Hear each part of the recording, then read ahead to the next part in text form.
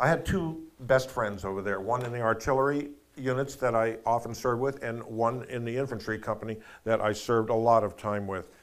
And his name was Donnie Serwick. He died a while back, like most of my Vietnam brothers. And the words to the song we just played, No One Knows, that was his favorite song. And his daughter knew that, and she had it played at his memorial service, which is the greatest blessing I've had. My other best friend also died in a mountain climbing accident, and his wife had that song played at his memorial service, and I'm blessed to have been able to give something to my brothers. As a result of me posting in his obituary, in Donnie's obituary, the words to that song, No One Knows, in their entirety, a stranger reached out to me and made connection. A gal that nobody in the inner circles had known. It turns out to be a gal who had known and loved Donnie since the 3rd grade, up to the day he died. And this is a story about her calling up and spilling her guts to me a few months after he died, and we had spoken a few times, and she felt confident enough to get something off her chest that she had never told anyone, including her own family. Today, I touched sacred ground, a remarkable event among unremarkable people. The phone gruffly arouses, irritable. I gravely respond, hoping my sleepiness dissuades conversation. Sunday morning, much too early on the West Coast. Bill collectors at this hour? Then I hear that distinct New England dialect, her voice, returning my query for information about my best friend from the war. He recently died, and I wish to memorialize him in my book, Welcome to the Jungle. She was his childhood sweetheart and had promised support for my endeavor. I sense she's prepared to spill her guts right now. I jump up, wrestling on Jim's shorts, one-handed, phone fondling, while magic carpet flying back in time. Back to his roots, to her roots, all the way back to the Sandlot, back to grade school, to yanked pigtails and BB gun pellets in the butt, to a time when we were all young and innocent and still pure.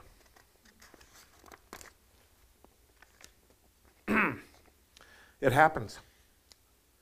I'm suddenly there with the gang, his gang, her gang. Their mutually muddied intramural lifelong associations and shared friends and convoluted relationships. Small town, my mud brother from the other side of the tracks, but just barely, only a tad bit. She lived right across on the other side of the tracks, but only symbolically, not culturally, yet there was to become a railroad track between them that would last a lifetime. Ah, the railroad tracks. What would Woody Guthrie have to say about that one? Or Freud, or even Joseph Campbell?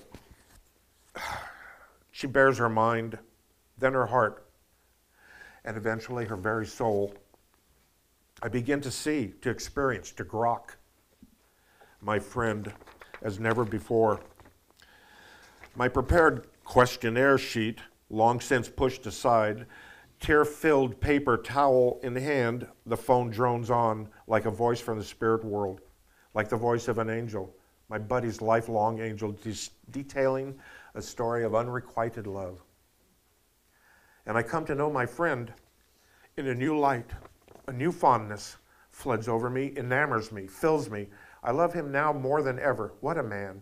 Old school, meticulous health habits, impeccable dresser. Even towards the end, he would show up for the annual Marine Corps ball, which her younger sister bartended, dressed to kill, suit and tie, haircut, shave, impeccable, honorable, remarkable. She tells me about his perfect teeth, straight and white. And man, could he ever dance. He really was something to her. The photo of him with his brand new 1969 GTO that he mailed to me, sent to my parents' house when I came home from Vietnam, suddenly becomes real. I hear it. I hear it speeding by her second-story bedroom window late at night, repeatedly squealing tires on the third and final pass. For seasons upon seasons, seasons of our lives, hearts ache, break, bleed, yet live on year after year, marriage after marriage, time after time, and always there are the squealing tires outside the bedroom window, late some summer night, while the fireflies flit and the town sleeps, but not the two of them. Heartbeat trumps slumber, always. An hour passed, 2 hours. I interject personal tidbits for her emotional relief and reassurance. She sidesteps me smartly, clears her throat, and plods ahead. She's not done, and she's on a mission. A difficult mission. A mission held inside her whole life, never before told to anyone. And she sobs lightly. The awkward pause is brief. I learn about the mysterious anonymous phone calls over the years when they were both with other people, when he would talk with her hours on end, denying he was who she claimed he was, yet talking on, ever on, late into the night.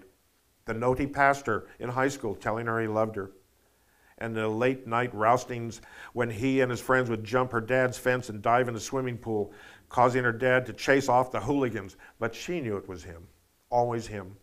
Even when they were both married to others, he'd bring his wife camping at the same campground where he knew her family would be. And the two of them would sit together, spouses fuming and ignored, late into the night by the campfire. She hosted charades games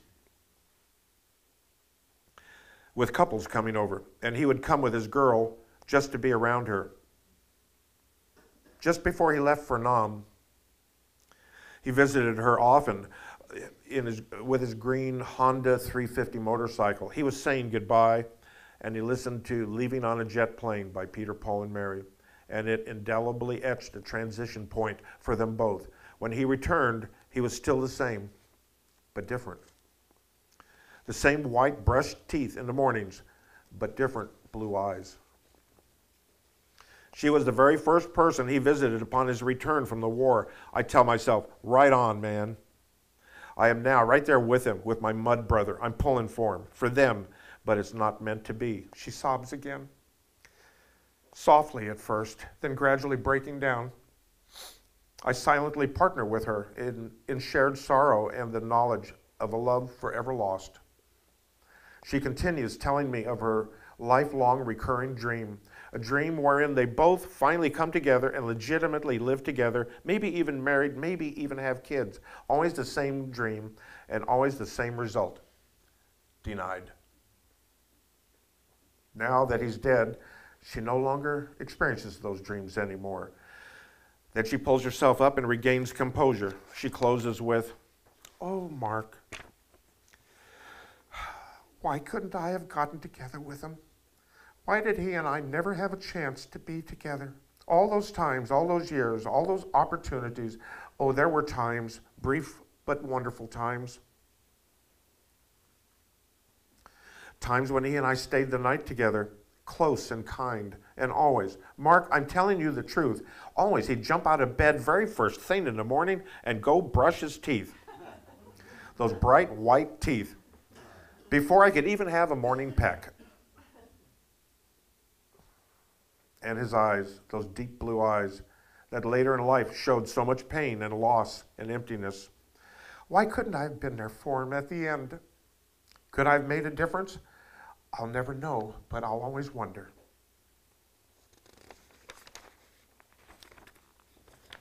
My friend Donnie.